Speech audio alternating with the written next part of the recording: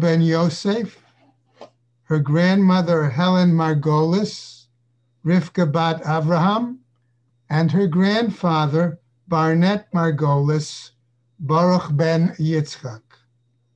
At the same time, it gives us the opportunity to extend condolences to Professor Price, whose grandmother, Liesel Schloss, was recently nifteret.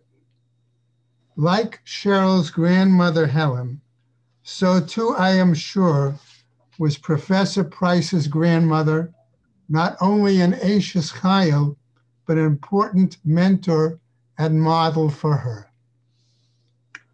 Professor Nechama Price is the director of Yeshiva University's graduate program in advanced Talmudic studies for women, from which she earned certification in 2003. She is a senior lecturer in the Bible and Judaic Studies departments of Stern College, where she has been teaching since 2004. She earned a master's degree in Jewish education from Azrieli Graduate School and an MA in Bible from the Bernard Revel Graduate School. She is also a graduate of the initial class of the American branch of Nishmat's Yoetzet Halacha program, Halachic Advisory Program for Women, and she currently serves as the Yoetzet Halacha, the Halachic Advisor for Women, to the communities of Englewood, Tenafly, Livingston, West Orange, and Long Branch, New Jersey. Having spoken throughout North America, we are indeed honored to have her address us, albeit through Zoom, on the topic for tonight, the paradox of a loving lie, justifying lies in the Tanach. And I would like to also remind you that she will be addressing us again tomorrow at 12:30 as well. Professor Price, bavakasha. Okay. Thank you very much, everyone. Hi, good evening. I thank Rabbi Green and Rabbi Yasker for all their arranging for me to give these two shiurim. I'm very, very honored. I would like to thank Cheryl for sponsoring these shiurim and also for allowing me to join with her in making these shiurim in honor of all of her beloved ones who have passed, and my grandmother who passed a week ago today. And this is the first Torah I am sharing since she has passed, so very special to me. I see some of her friends on this Zoom, so it's a very special thing for me to do. All of you. I have done two ways that you can follow with me. The source sheet, I think it was in Shul also if you got a printed copy, but I'm going to share screen with you in around 2 seconds. Also in the chat, I've now posted it twice. So if you need me to post it again, because I know as you join, you don't get to see what I've posted. I have put the source sheet as well. So you can feel free to print it or open it up on your own screen, but I am going to share screen with you right now so I can follow along with you as I give the shir.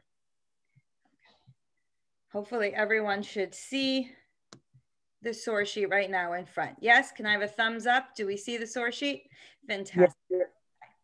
So tonight is a topic that, and again, if everyone could please mute as you come in, I think that would be helpful for everyone. But it's a topic that I actually really do enjoy talking about, and especially tonight when we are discussing, this being an honor of these incredible people. My grandmother, and I'm sure all of us know, we have values. My grandmother stood for so many values and taught me so many values. And I think we all know that there are certain things in life that are just values. And if I throw out a bunch, I think you agree with me. Talmud Torah, learning Torah, chesed, value, kindness, hachnasas orchim, inviting guests, bikur cholim, visiting sick. One of the values, though, I think we probably all share is emet, is being truthful, is not lying. It's something that we tell our children. It's something that I'm sure you all tell your grandchildren. Don't lie, tell the truth. Dress all the time. We probably even punish children more harshly when they lie versus when they tell the truth something that's wrong. I think there's an echo because somebody's not on mute. So if you could please put yourselves on mute. You know, we always tell people don't lie. Liars never prosper, right? We always teach these values. I think it's just a moral idea. I think the reason why we believe so strongly in these values is because halacha tells us so. We actually have psukim in the Torah that tells us the value of telling the truth. If you look at me, and I'm going to follow along with you on my source sheet so you can very easily follow along. And I have the English translation for almost every source for those. Source number one, again, whoever is also a host, if you could keep it muting so that there's no echo. Source number one, we have a pasuk in Shemos, very famous pasuk. She made it very famous as well. Midvar sheker tirchak, right? Never tell a lie. It's a value to tell the truth. We have it again repeated in Mishlei, source two. Shav udvar kazav harchek. That's good. Keep lies and false words far away from me, says God. I don't want lies anywhere near me. Or in Tehillim, source number three, Dover shikarim lo yikun leneged einai. Those who speak untruthful things, they shouldn't stand in front of me. This Gemara strongly, source number four, the Gemara Sota, Amar of Yirmiyah bar Abba, Arba. There are four groups of people that God despises much.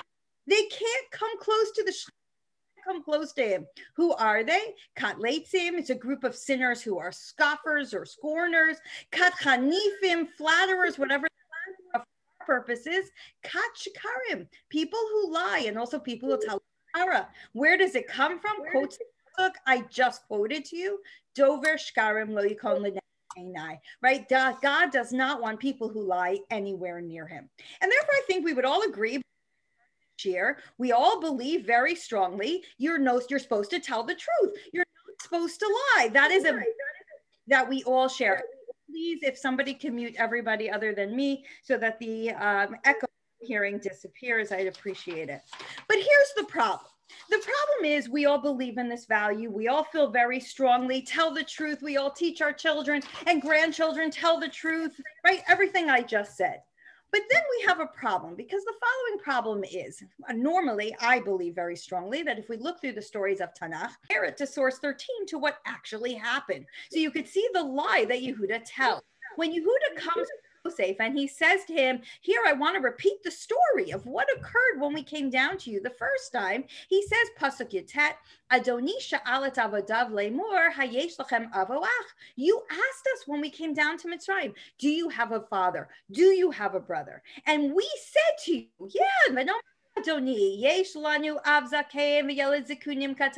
we have this older father and we have this younger brother at home, and we have a dead as well.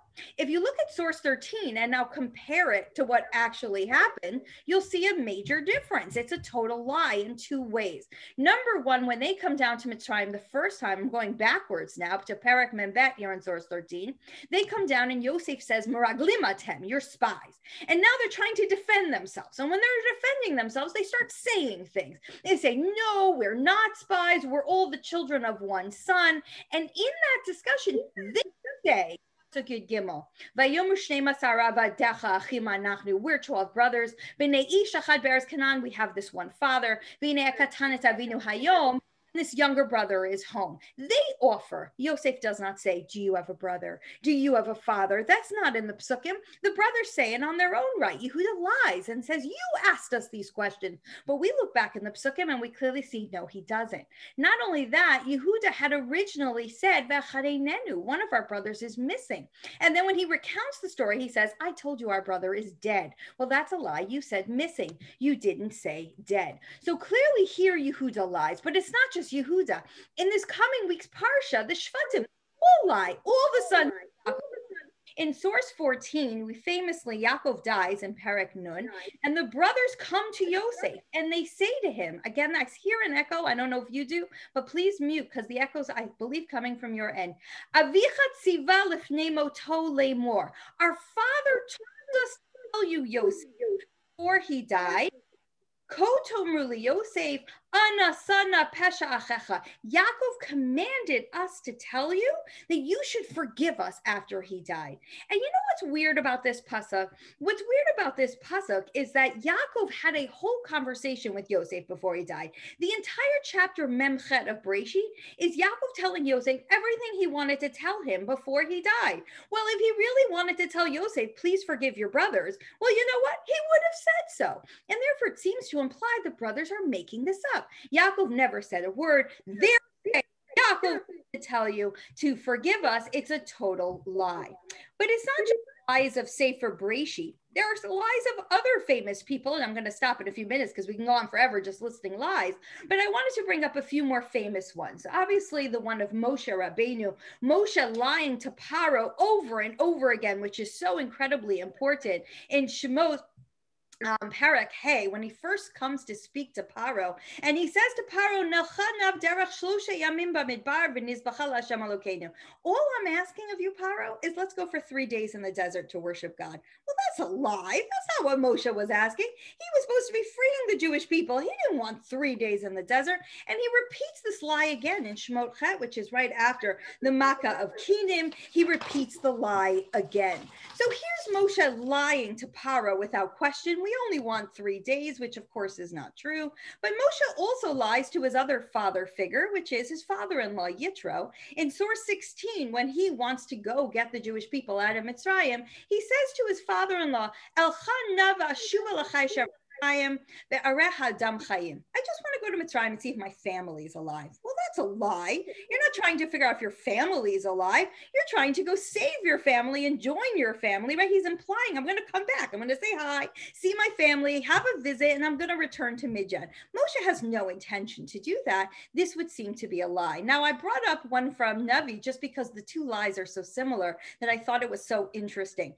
In Shmuel Aleph, there's a story of, and this is before he becomes the king. This is when he's living in the house of Shaul. Shaul is the king. And Shaul has this big party on Rosh Chodesh. And David is always, of course, supposed to come to the party on Rosh Chodesh. But David doesn't come to the party. And Yonatan and David come up with this lie that they're going to tell Shaul that the reason he didn't come to the party is the same excuse that Moshe gives. The Eretz Achai, he went to go visit his family. That's where David is. He's not anywhere, this is not such a big deal. He went to visit his family. Of course, we know from the story he's hiding in the field. He didn't visit his family at all. And therefore what we see here, and I could continue along, but I'm going to stop because we have an hour for this year, which is there are so many times in Torah where major tzaddikim lie. So what am I supposed to do with my value of telling the truth? So what I would like to do today is to split up these into 3 different approaches. First of all, number 1, to say, no, they didn't lie. I misunderstood the story. I misrepresented the story here to you right now. And therefore, truly, they did not lie. And therefore, it does not in any way contradict my value of being an emestic person. Or number 2, yes, they did lie. And maybe they did something within this story themselves did mess up. Or number 3, they lied, but they were allowed to lie. And maybe we can learn certain situations where lying is actually okay. So let's start with approach number 1, which is to say they didn't lie. I'm not going to go through every story. I'm going to pick a handful of the ones that we mentioned and show you how maybe we could see that it wasn't really a lie. Maybe it was like it was almost truthful, and therefore we really wouldn't count it as a lie. So let's return to the first one that I mentioned, which is Avram, who says, she's my sister. Well, it happens to be that I think Chazal are bothered by this lie, and therefore they come up with a very interesting approach. If you look at source 18 with me, which is a pasuk in the very beginning, introduced to Avram himself. And Avram, it tells us, we can't see the sources. You haven't been moving them. Are you joking? No. Yeah, we see the sources, but you're freezing so many times. We missed a lot. For me, anyway, I don't know about anybody else, but mine froze multiple times, and I didn't. I haven't seen any scrolling at all. That's and good. I sent a couple of chats. Now it's correct. Yeah. Yes. This has been the whole time. I don't know. I mean, my not at our end. It's fine. Now it's fine. You're fine. Okay. Yeah. Because I'm just asking, has everybody heard her the whole time? Or am I the only one? No, mine is not scrolling. Now, I'm not now it's scrolling, the appropriate I'm talking about place. hearing. All right, froze here me. is, they says they didn't lie. Okay, but it's not moving to see it all. Here, I'm going to move it and tell me that you see it move. Yeah. Yes. Okay, now I see it move. I'm asking Okay. a different Now question. I see it move. We're good? Can I ask a different question? Am I the only one that hasn't heard most of the shear because I've been disconnected or she's frozen? Everybody else hears her the whole time? Yeah, no, it's been fine. Try another room. There's some rooms where you don't have good internet connection. Well, Also, is there any way we can get a copy of the sources so we can download them Yeah, I put Yes, from the show. And the chat. it. on the chat? She sent out a chat? Yeah, There's a chat on the Zoom. She posted them there. It's I also don't- in I the don't have it. email. If you go into chat on the Zoom, here, there are links there. You can download it from there. hold on. I'm going to do it fast so that you have. Is this shear taped? Is this shear? All right, I'm going to share screen again because I can't look at the chat and share screen at the same time. May I continue? Are we good? Yeah. Can I ask you a question? Is this shear taped? Is this shear taped so I can get it's taped. Yes. Please continue. Can somebody send it to me when I tell you my email address? Because I missed most of it. Mindy, Okay, we get it. Mindy, why don't you sign on your phone? No, I can't do that, but I'll go on the rest now. Just whatever I get. All right, we're good. It's not moving though. It's not moving. I didn't move it. Oh, Okay. that's a good reason. Is it moving now? Good. Yes. Okay, I'm not moving because I'm not giving the share. Okay, may I continue? We good? Okay, Check the please mute yourself again, all right? All right, I'm gonna continue. Thank you for interrupting me if there was an issue because I can't see the chats. When you share a screen, it's almost impossible to see chats.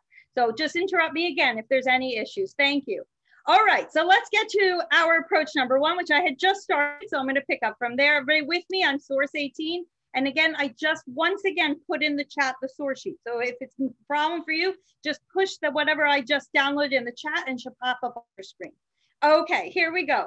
So approach number one is that they didn't lie. They didn't, okay, they stretched the truth, but they really didn't lie. If you look at the source in source 18, which I think brings out the question by Abraham, right? Abraham says she's my sister. But if we look, maybe she's not his sister, but maybe I can argue she's a relative, right? She's somebody who's pretty close. It's like a sister, very closely related. Where would I get that idea from? So this pasuk in source 18, which says about Avram, the very beginning of the Avram story, Avram and his brother Nahor take wives. Shem Eshet Avram Sarai, he takes a wife by the name of Sarah. Shem Eshet Nahor Milcah, right? And Nahor takes a wife by the name of Milcah. But then the pasuk gets weird. Bat Haran, who is Milcah, the daughter of Haran. Haran's the third brother of Abraham. Avi Milcah Avi Yiska. He's the father of two daughters, Milcah and Yiska. Now, Yiska we never hear of again. We have no idea who she is. And therefore comes famously the Gemara to tell us, well, maybe there's a parallel here. Just like Milcah, who is the wife of Nahor, is the daughter of Haran. So it must be Yiska, who's the daughter of Haran, is the wife of Abraham. And therefore comes to the famous Gemara in Megillah, Sheva Niviot Maninhu. We have 7 prophetesses. Who are they? One of them is Sarah. Where do we get this idea from? From this pasuk. The fact that it says Sarah dachtiv avi Milcah avi Yiska, v'amarav Yitzchak Yiska Sarah. Why is Yiska Sarah? Because she sachta v'ruach hakodesh. Because she was somebody who talked to God in some sort of way. What's the Gemara implying? That Avram and Sarah were uncle and niece, right? She was his niece, and therefore, no, he's not his sister, but he really is a relative, and therefore he wasn't lying. I can even prove this a little further. I just moved the screen, so I hope it's moving for you. Please tell me if it is not. Beautiful. In Bereshis Chaf, when he gives the lie the second time, and Avimelech gets mad at him, why is it that you didn't tell me the truth? He defends himself. Avram says, Gam amnachoti bat avihi, ach lo bati mi. No, she really is my sister. She's related to me through my father, but not through my mother. Which again, back to this Gemara could mean, meaning my father's son. Haran is her father, and therefore she's my niece. But the Gemara in Sanhedrin brings a different view. Tashma, we learned a Braita ki amna choti batavihi ach lo bati mi miklalta bata emasura. implying that Avram really was saying, she's my sister. She's my sister. She's the daughter of my father. She's not the daughter of my mother, because that would be a forbidden relationship. But during that time, you could marry somebody who's your sister through just your father. And therefore, there's a possibility here they really were brother and sister coming through in the Gemara. Now, when it comes to Yitzchak, who says that Rivka is his sister, you can't really make those claims. But in the pasuk, it tells us how they're related. If you look at the pasuk here in source 19, it tells me that Abraham's brother, right, Nahor, who marries Milcah, has a child by the name of Betuel, and Betuel has a child by the name of Rivka. And I gave you a family tree here, right? So Terach has 3 sons, Avram, Nahor, and Haran. Avram has Yitzchak, Nahor has Betuel, and Rivka, Rivka got messed up here. So here, I'm going to put her back. Okay, and Rivka is Betuel's daughter. And therefore, that would make Yitzchak to Rivka, I believe, first cousins once removed. I find that the weirdest phrase ever of why they're not first cousins, but they're not. They're first cousins once removed, whatever that means, but they are certainly related. And again, here's our Yiscah, who would be Avram's niece, according to the Gemara and Megillah. Basically, the point of these sources is to show, maybe one could argue that when they both said, she's my sister, they weren't lying. Maybe they didn't mean she's my sister. What they meant is, she's like my sister. We're related. We're family. It's not a lie at all. If I go to the second lie of Abraham, or what we said was a lie, which is he says to the boys, don't worry, me and Yitzchak v'nashuva, we will return after the Akedah. And we said that can't be right. He's going to kill Yitzchak. How could Yitzchak be returning after the Akedah? Well, Rashi says no, Avram wasn't lying. He had prophecy Yitzchak was going to return with him. He knew he wasn't going to kill Yitzchak. So look through the psukim. What prophecy could Rashi be referring to? It must be when God says to Abraham, Ki bi Yitzchak yikara l'chazera. Yitzchak is the chosen child. Well, if Yitzchak is the chosen child to create the chosen nation, I can't be killing him. So it must be, I believe, in Nashuva we will return. I'm not lying at all. I could claim the same thing about Rivka, by the way. I said to you before, Rivka lied, saying, I'll call you, Yaakov, go to my brother's house. I'll call you. And of course, she doesn't call. Well, maybe she wasn't lying either. If you look closely, she says, I'll call you when the threat is gone. Well, look at source 21 with me. She overhears Esav saying, I'm going to kill Yaakov, right? She overhears it. And what did he say? He clearly said, I'm not going to kill Yaakov now. I'm going to kill Yaakov after the death of my father. The Medrash picks up on the question, why? Why not kill him now? Why are you waiting until your father dies to kill him? And the Medrash Socher Tov writes, it's a fascinating Midrash. Esav said to himself, so Tehaya Kayin Shaharagat Hevel Achiv b'chayaviv. Kayin was pretty stupid. Kayin kills his brother Hevel, but while his father's still alive. He thought, I'll kill my brother. All my competition is gone. I'll inherit the world. But his father was still alive. So what did he now account for? His father could have another kid. And his father did. He had Shet. And therefore, Cain lost everything. So says Esav, I'm smarter than that. Ani eno asekain. I'm not going to do that. I'm going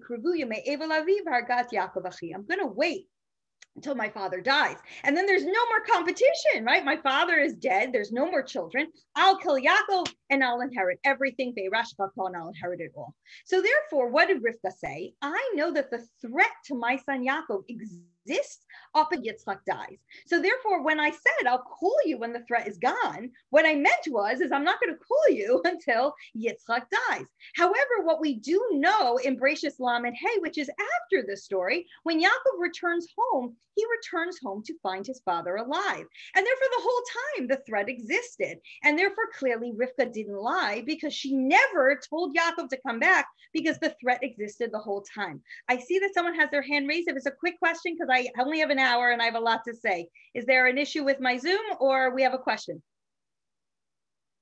No? Okay, we're just raising our hands. Okay, let me continue then.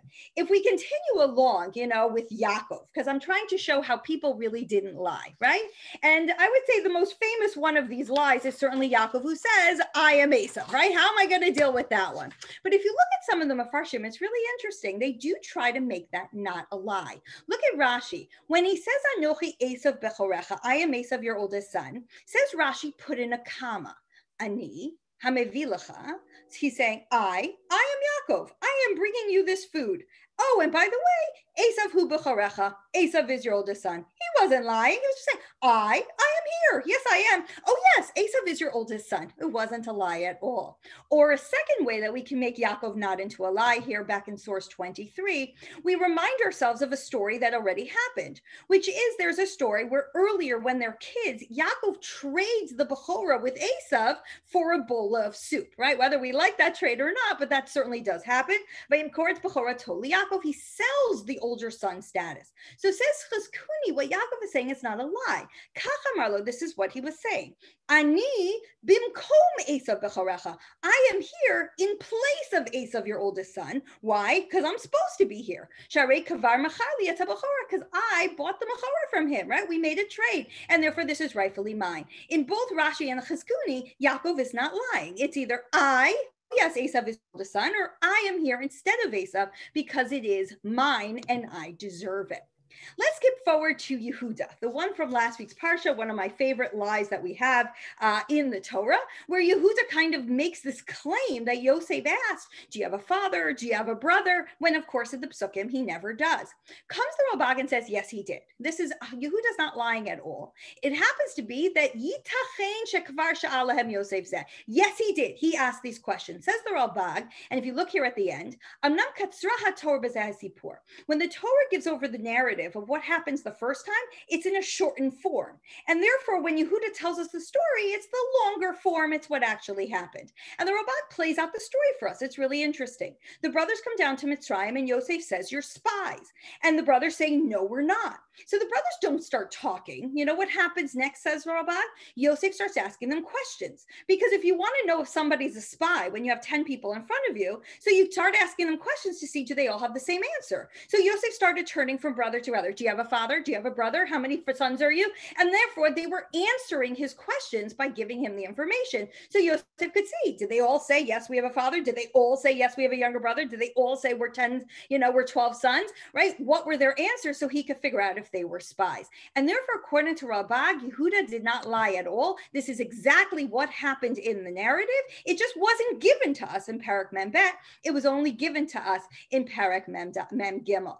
If you look at source 25, another possible way to understand that Yehuda didn't lie, I said to you before, the first time he said our brother is missing, and the second time he says, didn't I tell you our brother is dead? And that's a lie. You said missing, you didn't say dead.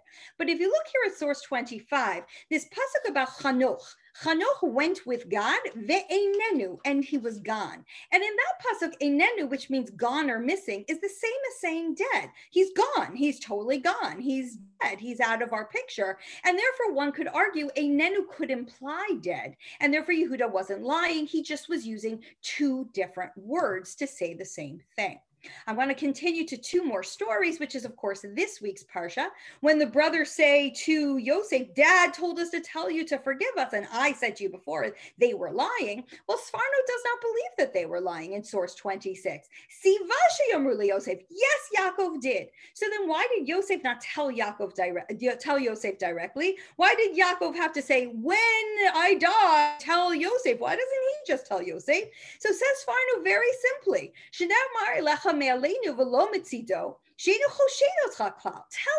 from your side, meaning Yaakov says, I don't want to tell Yosef, forgive your brothers, because I'm not suspicious of him that he's going to do anything. I think he forgives you. I think everything's okay. But if you get nervous, if you get scared, then I give you permission to say to him on my behalf, please forgive your brothers. It's not a lie at all. That's exactly what Yaakov says, according to Sfarno. Let's return to Moshe, because Moshe is a fascinating one, right? He says to Paro, right, let me go, right, let us go for 3 days. And that seems to be a lie. But I do remind us that he never says to Paro, V'nashuva, and then we will come back. So there's kind of a trickery to Moshe, because he says we're going for 3 days, but in theory, he doesn't lie because he never says, and then we will return. But I give another way to explain Moshe, source 27. You look, this lie of let's go for 3 days, that was actually created by God. God says to Moshe in Shemot Gimel, this is what you should say to Paro, to go for 3 days. So actually, one could argue that even if Moshe was lying, he was allowed to for sure, because God told him to lie. God commanded him to say this lie. So we have approach number one, which I'll be honest with you, never sits so well with me, but you have to say it, which is they didn't really lie. They stretched the truth. There's a way to understand these stories without saying that they lied to fit our value of course, we should always tell the truth. But there's a second approach. And the second approach is, yes, they lied. And you know what? Maybe they did something wrong. I don't think we always have to say everybody in the Torah is perfect. People are allowed to make mistakes. And these mistakes are certainly brought out by many of the Mefarshim. If we go back to Avram Avinu and that original lie when he says she's my sister, Ramban is very, very critical of Abraham. Source 28. Vidaki Avram Avinu chata chet gadol. Avram sinned a huge sin, bishkaga, by accident. He had good intentions, but he totally sinned. Because he puts his wife in such a terrible situation to be taken by the king. He should have had faith in God. He should not have lied. Says the Ramban, very critical of Avraham. Avram messed up because he lied. We also have Mefarshim very critical of Sarah for lying, right? Rashi, who says she lied. Why did she lie? Lefisha Yereh. Most of the time when people lie, it's because they're scared of the repercussion. They're scared of the reaction, right? She was embarrassed. She lied. She laughed, and she was embarrassed that God was annoyed that she laughed, and therefore she denies it. She totally lies. Radak, the same approach. Kira, she was scared. She denies what's true because she was kind of embarrassed, and therefore she says lo sachakti. But of course, ki be'emet sachakta. Yes, she did. The truth is she totally did laugh, and therefore she is totally lying.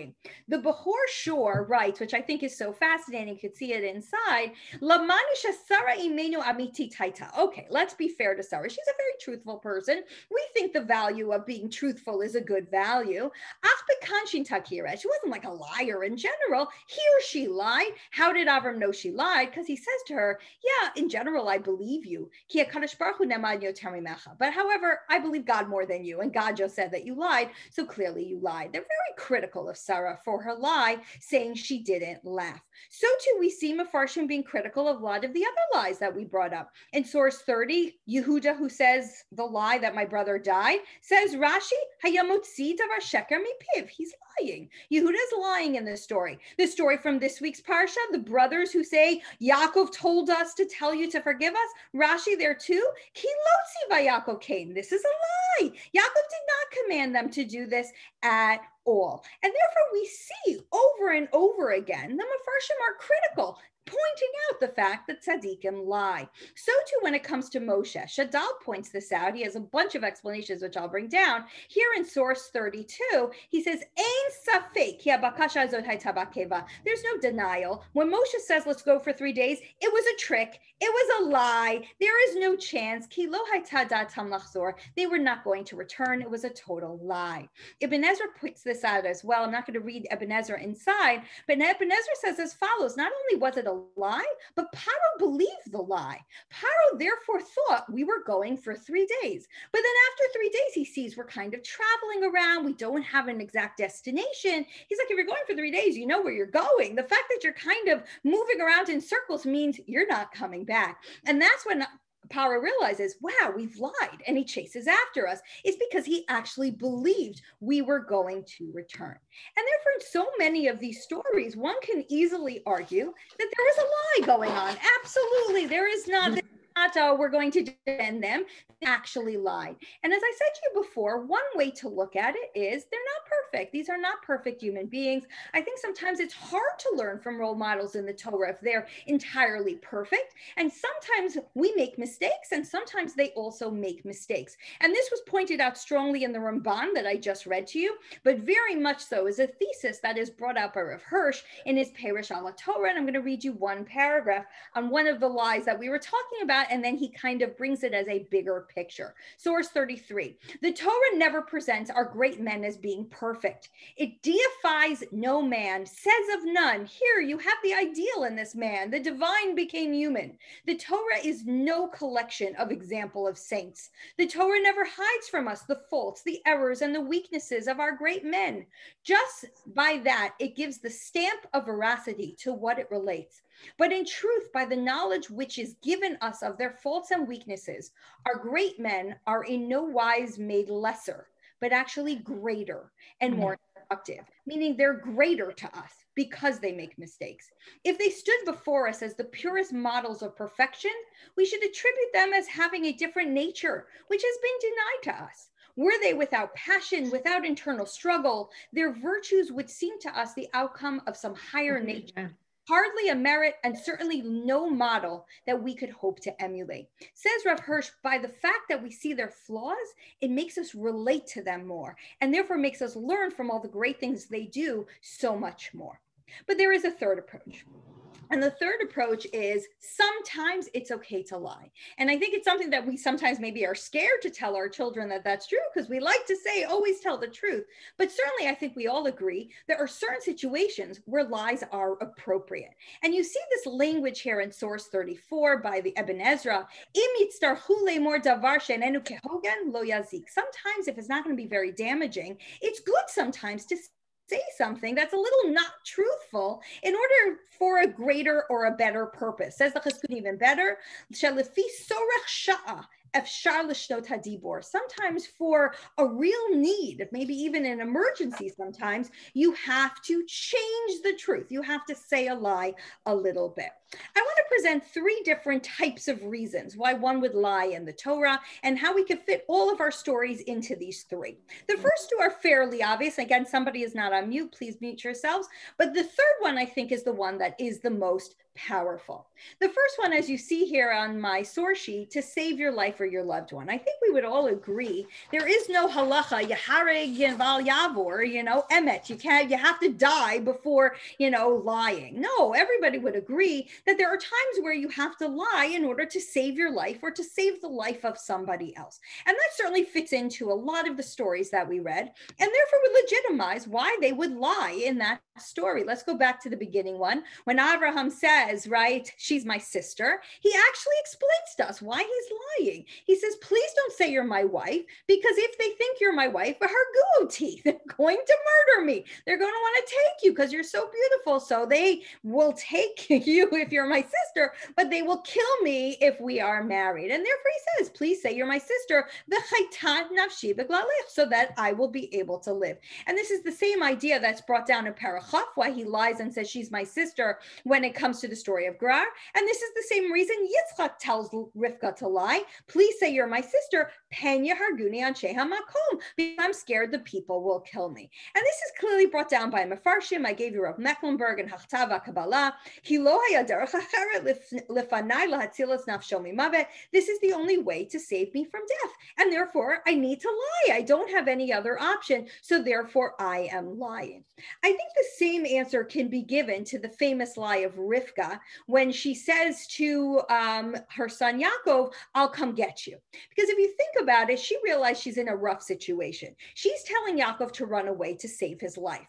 But if she says to him, by the way, you're in trouble because I overheard Esav till your dad dies, which means you're in trouble. There's a threat on your life for like years, for a really long time. There's a chance Yaakov would have said, I'm not going anywhere. I'm not leaving. I'm not moving out of here for years upon years, right? I'll go if it's temporary, but I'm not going to go if it's permanent. And therefore, since Rivka knew when she heard words of Esav here in source 36, Esav was going to kill him. She had to lie. She had to lie to save his life, because if she didn't lie, he probably wasn't going to go.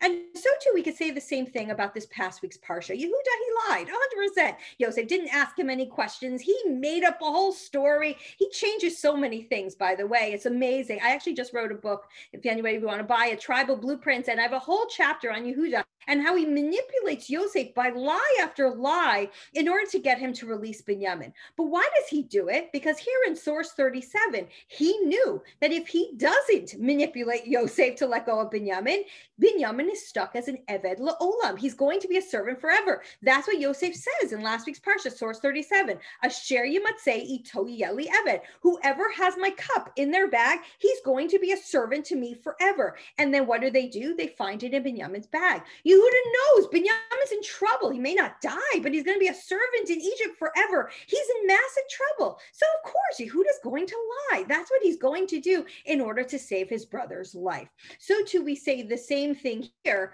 when Yehuda lies and says, my brother is dead. I told you the brother's dead. Remember, he said he's missing. He didn't say dead. Said Rashi, yes, he lied, but he lied for good purpose. He lied to save Binyamin. Says Rashi, it's a genius Rashi. Why did he change the language? Because if he said missing, what was he worried about?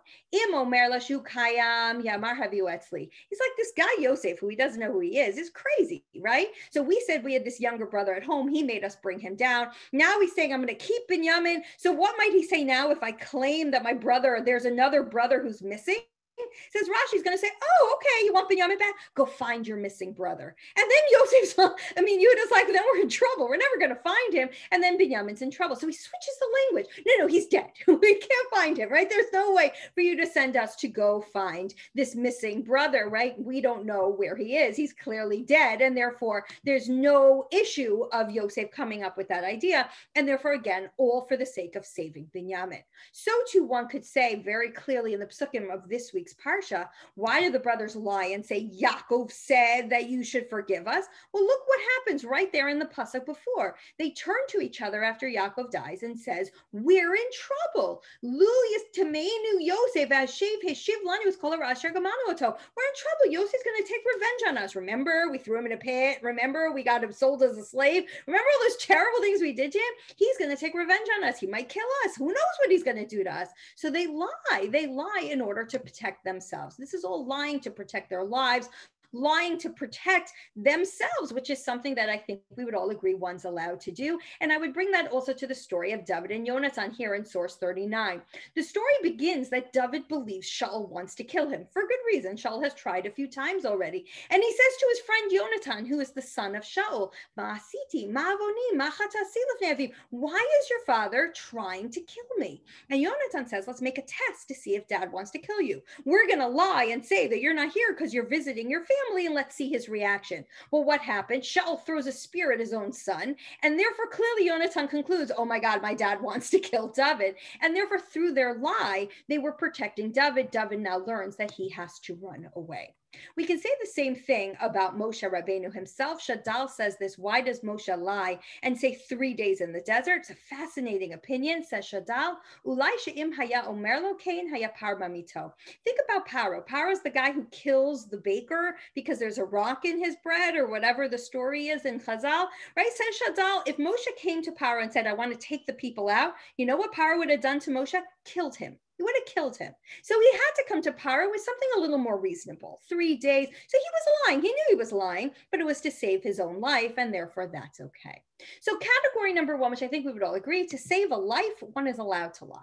But I think we could take it to category two, which I'm sure everyone will agree as well. For the greater good of Am Yisrael, one is allowed to lie. It's not necessarily to save a life, but for the greater good of the Jewish people. I take us back to the story of Abraham by the Akedah, when he lies and he says, we are going to return. Now understand, yes, he was talking to the Na'arim, to the servants, but Yitzchak was listening. And here, had he heard his father say, we're going to go bow to Hashem and I'll return, okay, Yitzchak might have figured out something weird is going on. And we know that Yitzchak's already suspicious here in source 41, when he says to his dad, Vayehasela Ola, where's the animal? Where's the korban? And Avram answers him weirdly, don't worry, God will show us the set. You see that Yitzchak's getting a little bit nervous. It's possible Avram was concerned that if Yitzchak really figured it out by him so obviously saying, I'm going to return and not Yitzchak might have run away. Yitzchak may have not wanted to go on with this story. And this was something that Avram believed was for the greater good of Am Yisrael. This was one of his tests. This is something he had to pass. This is something Yitzchak had to go through in order for the Jewish people to be created through Yitzchak. And therefore Avram maybe hid the truth from Yitzchak to make sure that the story would go the way that it was supposed to go. I would say the same thing about Rivka. You see, Rivka tricks her husband into blessing the younger son, right? Blessing Yaakov and not Esav. And you might ask why, and there's many approaches, but I'm just going to give you one.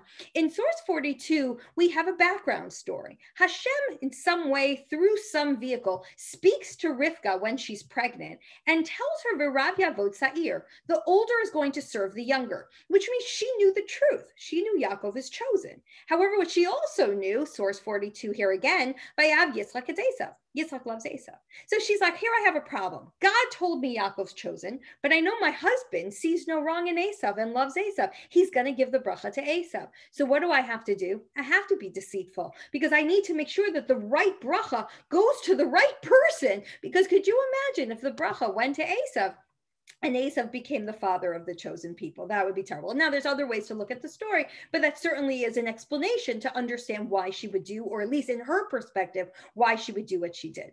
But I want to return to Moshe because there's a few more fascinating answers about Moshe, why Moshe felt a need to lie. And I think if you look here on source 43 with me, if we're talking about lying to his father-in-law, right? Why did he lie to his father-in-law and say, I'm going to go check on my brothers in Mitzrayim? And he doesn't say, I saw a burning bush and God told me I'm going to be the next leader of the Jewish people. Why did he lie?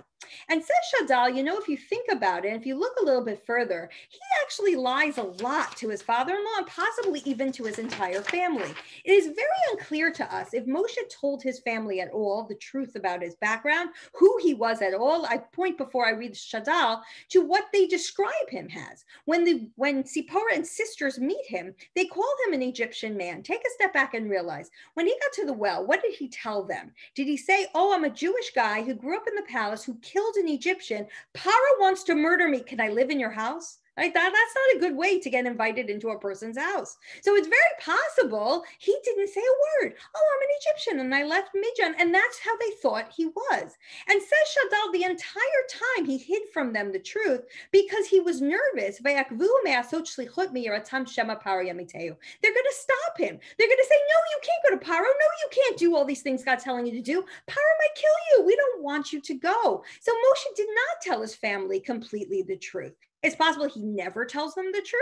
It's possible he tells them some of the truth, but it seems clear that especially with Yitro, he's not completely on board. The Medrash seems to pick up the fact, source 44, to try to understand why one of Moshe's sons doesn't seem to have a bris milah, that Yitro made a deal with him that one of his sons would be for his God and therefore not have a bris milah. And if you understand the perspective of this Midrash, we're seeing that Moshe's growing up in a home of different values, growing up in a home where his father-in-law might stop him from doing this incredible thing of saving the Jewish people. And therefore he can't tell his father-in-law the truth. Yeah, I'm going to go, Dad, to go check up on my brothers. I'm not going to tell you the truth because I don't want you to stop me. But this also is a nice way to look at Moshe in terms of why he lies to Paro. If you look at source 45, Shadal gives two other answers that kind of blew my mind. Says Shadal, Moshe lies to Paro on purpose and says 3 days in the desert, either one for the sake of Am Yisrael. Why? Because think about it. He says, let's go 3 days in the desert. And what does Paro do? He takes away our bricks. He makes the work so much harder. Says Shadal, Gam hayam mitachzar yoter v'yoter Yisrael, kal v'chomer mima shechbido lo alehem. Could you imagine how hard Paro would have been on us had he said, let me take them out for real, let me go, serve God forever, we're never coming back? Says Shadal, Paro would have tortured the Jewish people, and Moshe realized that. So he said, okay, only 3 days. He doesn't want Paro to torture them so much. But to me, my favorite was this other idea found in Shadal in source 46, which is, you know what, says Shadal, Moshe didn't actually think he was lying. God told him, remember I told you that? God said, say to Paro 3 days in the desert. And therefore, when Moshe came to Paro, he said 3 days in the desert because that's what he thought was the truth. You know who was lying, says Shadal? God. God was lying to Moshe. Look at source 46. God said to Moshe, go to Mitzrayim, tell the Jewish people 3 days in the desert. And Moshe's like, no, I can't do it, right? We have a whole chapter over and over. I can't do it. Send somebody else. I don't speak well. So many excuses. So much he's refusing. If God had said to him, you know what? You're never coming back to your old life. You're going to take the Jewish people out of Mitzrayim permanently. Moshe would have refused. Moshe never would have done it. Says Shadal, God lied in the story, saying to him, it's only for 3 days. It's only temporary, because he wanted Moshe to say yes to the mission. Moshe would have said no to the mission. For the greater good of Am Yisrael, God lies to Moshe to convince Moshe to take on the job. And obviously along the route, Moshe realizes what the job really is and accepts it. But originally, God was nervous that Moshe would not say yes. So I think we all understand, makes so much sense. For the saving a life, for the greater good of Am Yisrael, we are allowed to lie. But the third approach, which I think is so interesting, is the fact that we have this concept that sometimes we're allowed to lie for something called kavod habrios, for human dignity, for keeping peace, to make sure that we don't make enemies with someone, that we don't hurt their feelings. Sometimes that's a good reason to lie. And I want to show you a number of sources on this topic that kind of relate to the stories we've learned. The Gemara in Baba Metzia talks about the story of, again, Sarah laughing. And the Gemara says, Tana Debei Rabbi Shmuel, Gadol HaShalom. We see peace is greater than, again, telling the truth. Shafilu HaKadosh Baruch Hu Shanebo. Here's another story again that God lied. Because again, as I mentioned to you, he says when Sarah laughed, she said, oh, because Avram's so old, when really she said she's so old. So God wanted to keep the peace between Avram and Sarah, didn't want to tell Avram that Sarah was laughing because he was so old. So God lies and changes the truth. I gave you the Rashi that quotes that exact Gemara. We have a second Gemara here that quotes a different one of the stories that we learned, the Gemara in Yevamos, where it says as follows, Mutar lo la'adam l'shanot b'dvar shalom. Sometimes you can lie or change the truth for peace. What's the story? This coming week's Parsha. When the brothers lied and they said to Yosef, Dad said to forgive us. It's a lie, says the Gemara. Why did they lie? Gadol HaShalom, because Shalom's more important. And again, quotes the Gemara that we just mentioned a minute ago. God lies as well for peace. I gave you the Rashi on our pasuk from this week's Parsha that says the same thing. So here we have stories where people lie on purpose, but they're lying because peace is their explanation. Think about it. Rivka probably lied to Yaakov, I'll come get you, because she wanted peace between her sons. She didn't want him coming back too quickly. She didn't want them to fight with each other. Moshe lies to Yitro to avoid him fighting with him. I don't want you to leave. I don't want you to go save Am Yisrael. Yonatan lies to his father Shaul so that Shaul and David don't get into a fight with each other and Shaul doesn't kill David. Fighting in order to save the peace. The Ramah brings down in his tshuva, Lamanu mikam demuter l'shanot mipnei shalom. Again, this idea, lahalacha, one is allowed to lie sometimes in order for peace. I gave you this very famous Gemara in Ksuvos, which I'll say outside, but it's a great Gemara, where they talk about what do you say in front of a Kala? You're dancing in front of a Kala, what do you say? And Beit Shammai says, you can't say she's beautiful if she's not beautiful. You can't say it because the Torah says, Midbar Sheker Terchak, you're not allowed to lie. So you can't say Kala na v'chasuda. You can't say she's gorgeous if she isn't. You say something else, but you can't say it. Says Beit Hillel, no, you say it no matter what. Says Beit Hillel, what are you talking about? It's people's feelings. We care. If you don't say Kala na, you're going to hurt her feelings. The end of the Gemara concludes like Beit Hillel, Mikanam ruchachamim la'olam te'dato shel adam murevet im habrios. You have to understand mankind. You have to treat people in a courteous way. And I just brought you the Shulchan Aruch Lahalacha. We paskin like Beit Hillel. No matter what, you could tell a Kala, she always looks beautiful, whether she looks beautiful or not. Also, to understand this concept is to such an extreme. I gave you in source 51 many Gemaras that bring up the idea Gadol kavod habriya shedocha lotase shebetorah, which is normally concluded that we're talking about the lotase of not listening to the chachamim, and therefore the idea coming from the Gemaras, there are times when it comes to a durabanan, you are allowed to not do whatever that halacha is because of kavod habriyas, because we care so much about people's feelings. And as a yoet said, this comes up very often in the world of nida and many other halachot.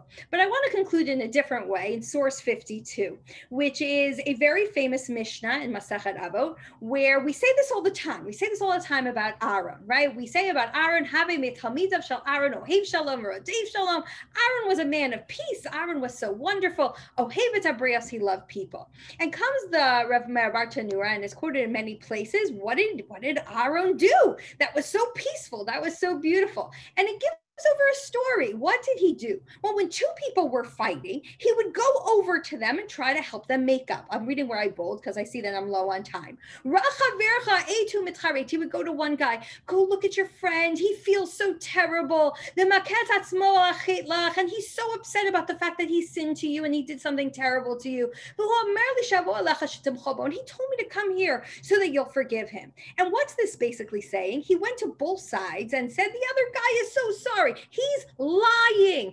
Aaron was lying to both of them. And this is his way of bringing people together and bringing peace. And do we yell at Aaron and say, how terrible are you? You're a liar? No, we say Aaron is a man of peace. Aaron is someone we compliment. Aaron becomes a Kohen Gadol because of this trait.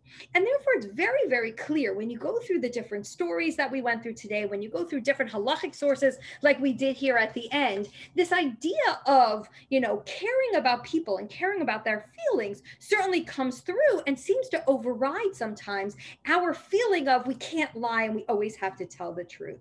And I think it makes so much sense to say, to save your life, to save Am Yisrael, you can't lie. But to me, it's very powerful to say that we care about people so much that sometimes we bend the truth or we outright lie in order to save their feelings. I wanted to give you a few examples that I'm sure you've all encountered so many times. If somebody says to you, how do you like my new dress, right? And you don't like it. Or how do you like the dinner I made you? Or the ultimate one that us women do all the time, do I look fat, right? Nobody says the truth when it comes to those because we know we're going to hurt people's feelings. And therefore, I think what's so important coming through these stories, which seem to be lies in the Torah over and over again, is that the Torah is not just demonstrating to us, as Rav Hirsch said, that sometimes our role models don't do the right thing, and therefore we can learn from them when they do the right thing. But maybe the Torah is demonstrating to us that there are other priorities sometimes that are just as important or maybe even more important. And making sure that we understand people's feelings and that we don't hurt people's feelings is something that is coming through the text in such a strong way. And I think 100%, during this time when we're COVID and everybody's kind of stuck in their place and not seeing people in the same way, but we interact a lot. We interact on Zoom, we interact outside, we interact in Florida. You probably have warm weather, you're seeing each other much more, not here in the freezing cold where I am. It's something to remember and to always keep in mind this beautiful priority that Torah has of kavod habrios, about caring about our friends, caring about our neighbors, our community, our family, that even if it means sometimes we have to bend the truth or lie a little bit, kavod habrios, human dignity, and caring about other people's feelings matters so much more. I thank you all for learning with me tonight, and I look forward, I'm going to stop share. I look forward to learning with many of you, or if not all of you, tomorrow when we're going to discuss favoritism, which certainly is a theme within the Parshiot that we have been learning, and we will be learning, I believe, at 12:30 tomorrow, back together again. If there are any questions, I'm happy to stay on. Please unmute yourself, and I'm happy to take whatever questions that you have. Now I'm seeing all your chats, so I can try to read them at the same time. All right, who's got some questions? Aline Yalkut, I see your hand up. Well, you can. Yes, so thank you for a wonderful organized presentation. There's a story that has always bothered me, and perhaps you can shed some light on it. The story with Avram and Sarah, the white lie theory sounds really good, but when you're talking about in practice, yes, there was pikuach nefesh perhaps for Abraham, and so you were Yehareg Ve'al Yavor. But on the other hand, there is a danger that Sarah gets put into of Gilui Arayos. And how do you balance those? Those are equally Yehareg Ve'al Yavor. And for Abraham to have endangered his wife to save his own life seems to be not exactly a clear white lie story. So I am totally with, I actually give a share on that topic as well, because I think it's a great question from the perspective, how do we save the female?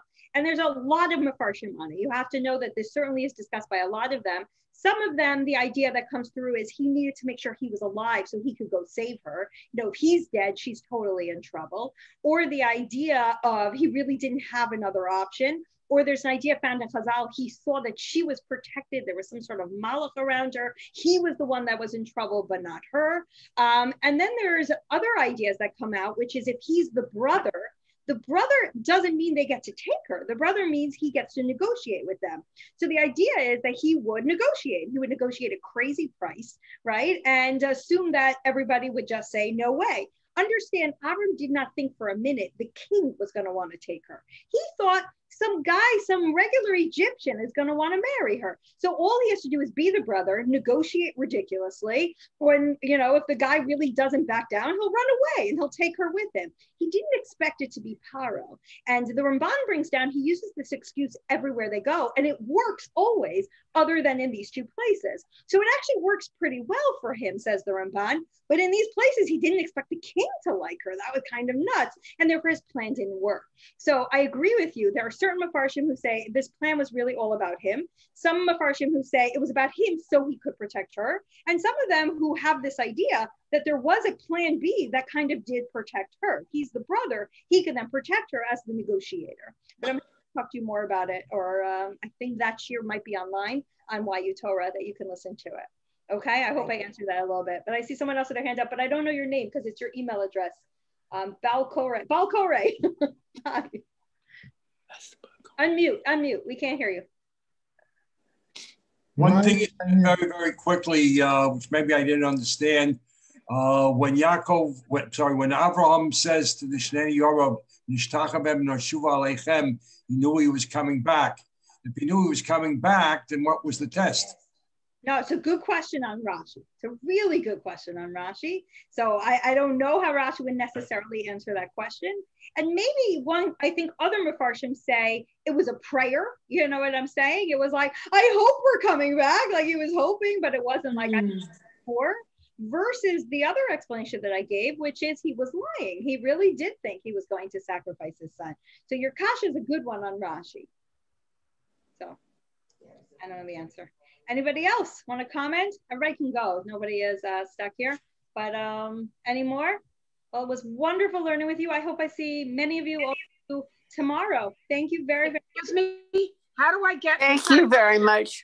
Thank you. Thank you very much. Thank you. Thank you so much.